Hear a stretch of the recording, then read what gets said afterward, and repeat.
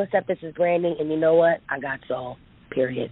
Appreciate you for taking the time out for the interview. Yeah, I appreciate you wanting to talk to me, and I'm excited about the show. And, yeah, so this is good. Sounds good. Just want to give you some, background. We spoke last time, I think, in 2012 when you had put out 211. So I guess just to start off with the interview, I guess talk about that album as you reflect back on it now, almost 5 years later. I don't really think much about that album anymore. I'm more, about what just my future sound is like now, and my truth now, and how I can really just comfortably express myself in songs. And I haven't really been this sure about myself in a long time, about my music and about just where I'm headed. But 211 is definitely a great, starting point. It was great songs on that album. I loved recording with Sean Garrett and, just feeling free enough to try things in the studio with him. It was a lot of fun. Bangladesh was, he's one of the greatest producers ever. So I had a good time, creating, but now it's all about looking forward into what I'm doing now. For sure.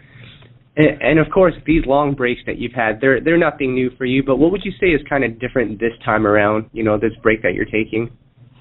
Well, I think this break is really me coming into my own as an artist and really making the motto of my life to be brave, and because I've come through a lot and I'm still here, so I still feel like there's so much purpose and there's so much left in me to share with people, and I'm just ready to use my gift in the right way, because I know I have a gift and it's unique and it's different from anybody else's, and so I'm supposed to do something with it. And I'm just happy that I know that now, and not just it's just a cliche or something to say. That's a real thing that I feel. So I'm happy about that. Right, and I can hear the confidence in you right now. Of course, you're independent now, so I guess what's going to change about Brandy musically, sonically, and maybe even just business-wise?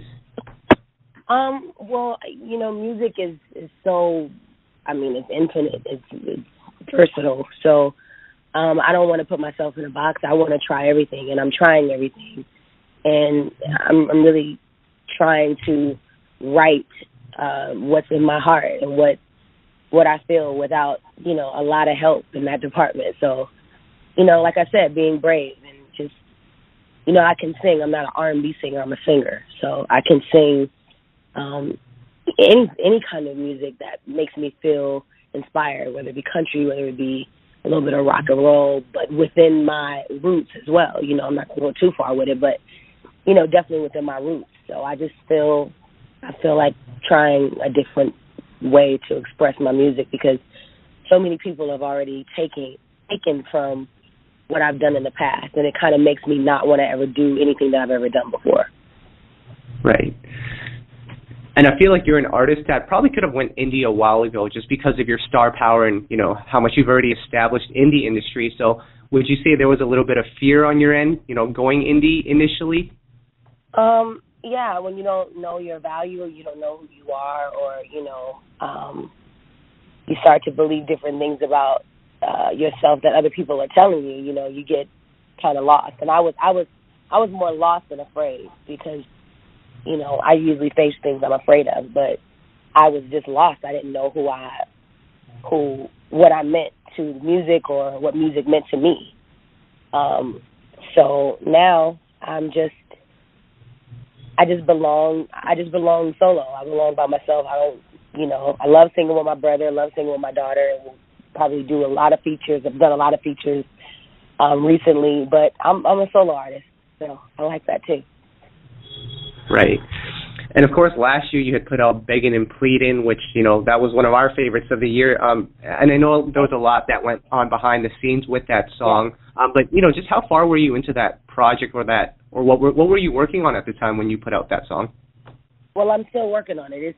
That's a part of my story. Begging and Pleading was it was like my freedom song to kind of set me free as an artist, to, try something completely out of the box, very inspired by Ray Charles. And then the story on top of it was actually true. It was a story that I was really begging somebody to come back into my life that does not belong in my life. And I know that now, but at the time, you know, I really did a gut-wrenching vocal on that beat, and I wanted people to hear it, and I just wanted to do it on my own. I wanted to just put it out and get it on iTunes, like, just myself. I wanted to know what that felt like. So that was like my winning song to, like, even go further with my life now and just continue to, like, strive for great music out of the box, though. So Begging and Pleading is still a part of the journey that I'm on, because you guys don't hear music from me, but there is music, you know. It's right. just about time to put it out. Exactly. You know, and speaking of music, one of our good friends, DJ Camper, he had announced about 2 years ago that you guys were working on an EP together, but, you know, nothing ever came of that. Whatever happened to that project? Well, I think he spoke too soon. I think, you know, you talk about music with other musicians, and, you know, you say things like, oh, my God, it would be great to work with you, and, you know, I love your music, I love your beats, and, oh, I think you're a great singer, and this, that, and the third. And then, you know, he's pretty young, so he kind of got ahead of himself and said that, you know, we're going to put out an EP, but that was never my plan, and it kind of made me look bad in a way, like I didn't own up to what, you know, was said. So I kind of had to go with it for a bit, but I stopped going with it. And I'm like, no, I'm not doing an EP with DJ Camper. I'm doing music for my life, and it's not really with him. So his work right. is fantastic, though, but I'm not working with him. I'm working with someone else I'm, like, so excited about. I can't really talk about that, but I've really found a great just partner in music. Like it's really dope. Right. I mean, I guess you can't really talk about who it is, but what's made you connect with this person on a musical level that's going to have us excited? Well, you know what? I can mention that I did a feature with Sir the Baptist. He's a brand new artist on Atlantic that's just, I think, is so genius, just on all levels. And you know, that was like one of the first songs that I like have felt in a long time, and it was like a powerful song to kind of like give a prayer to God about delivering you from, you know, whatever your troubles are. And the song was just so magical, and you know, I want to try different things, you know, and I think he's one of the ones that I want to try music with, and it's some others, but I've definitely found my partnership in music with a few people, and he's one of them. So. That's awesome. Now, of course, the one thing that I've always admired about you is your ability to kind of merge, you know, your Brandy sound with whatever's current at the time. You did that with Put It Down, of course. Wow. And right now, the biggest thing is trap music. Can you envision yourself doing trap? Because I know a lot of R&B artists are trying to stay away from that. Well, I mean, I like, you know, I always loved, you know, amazing drums. You know, I didn't know when they became trap drums or whatever. I don't know what that. I don't know how to identify it with like that, but I know that Begging and Pleading had some of those like trap drums, I guess you would say, on that. But like I said, I'm a singer. I like to just hear how my voice sounds on any kind of beat at this point. So if it's hot and I'm moved by it, I'll do it. Like I'll try to put something on it. Trap, right. No trap. Guitar, flute, it doesn't matter. Right. Well, of course, Put It Down was, you know, an effort for you to connect with both, you know, your original fans, but also with some newer audiences. You know, is chart success still something that you're striving for at this point in your career? Because you've already established yourself, you've done so much. Is that still important to you? It's I think it's not as important as it was before. I think, you know, it would be like negligent to say that, you know, I don't want to be at the top of the charts. Of course, that's like, it's like proof that your song is being heard. You know what I mean? But I think it's more about the work for me and more about me being proud of what I'm doing in music than it is what people think about my music.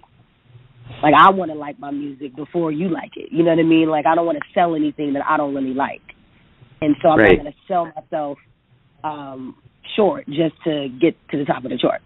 It doesn't feel that great. You know what I mean? Yeah. Like feeling proud of your work feels greater than being at the top of the charts. Like, no, absolutely. Yeah. Yeah. And I ask that because, you know, I've spoken to some R&B artists, Joe being one of them, Tyrese being another. They're kind of, you know, Joe just put out his last album, Tyrese did as well, and they're kind of done with R&B just with the sales and everything. So how do you kind of feel about that? Like, can you relate to that? Well, no, because I'm not. I've always just tried to follow my own way. Like R&B, yes, it's rhythm and blues, but it's like I said, I'm a singer, and I want to be able to sing any kind of music. I don't want to be in that box. Like I don't want to be in the R&B box, and so I can definitely feel where they are because I mean R&B just as a whole right now is just not in a good place. You know, nobody is really trying to hold that genre down right now. All the artists are following the other artists, and the artists are supposed to be leaders. Like, you're supposed to try things. So I'm going to try, and the R&B for me is the soul on the record. It's not necessarily like a type of song. It's like the soul that's on the record. Like Whitney put R&B in pop, you know, and, you know, you can put R&B, the soul of R&B in any type of song. So, yeah, and that's my first time ever saying that. So that sounds pretty, you know, profound to me. I'm going to write that one down. No, I totally understand that. I guess also, you know, as I mentioned, with Put It Down, you kind of had to target different audiences. Have you found that to be hard, at least at this point in your career? Because, you know, you have supporters that have followed you since your debut back in the 90s, but you also have a lot of younger fans as well that have just learned about you from Put It Down and songs like that. So what's that give and take and that balance like for you? Well, I think it's definitely a balance. Like you sometimes you give people a little bit of what they want, so you can give them all of what they need. But I'm only giving a little bit of what they want. Like, it's not going to be a whole song, you know, of just this is what you want just to get to the next song on the album. No, it's going to be a little bit of what you want, like in the beginning, this little verse, and then we're going to drag you into another street, which is that real, truthful, whatever I feel in that moment street. So I think that's the balance, giving them a little bit of what they want and all of what they need. Because, I mean, because right now, like, for me, it's like I don't really have time to – I don't have the time to not do what I feel. Like, I've already done that in my 20s and, you know, in my teen years. Like, I've paid my dues to really try to do what I want to do and be proud of it. And I say that humbly. I'm just looking back in hindsight. I'm like, dang, I've been doing this since I was 15. I'm 38, so that's coming from a humble place. Right. No, you've definitely paid your dues. I mean, I guess finally, you know, you're obviously confident in the music that you're recording right now, and I hate to ask about timelines and all that stuff, but do you kind of have a percentage on how far you are into it or when it's going to be coming out? I've gotten in so much trouble saying, you know, when, but I know that it's sooner for me than later. Like, I have to get something out, even if it's just 2 songs. Like something has to come out, like soon, because I think it's just been unfair to the fans to just not have anything that from me that they want. You know, that's like aggravating. You know, that would be aggravating. Like, if Whitney just took too long to come back out, like Whitney Houston, like she had to come out like all the time. You know, so I feel like I'm definitely aggravating, you know, my fan base by not having anything out. So I'm soon rather than later, like soon.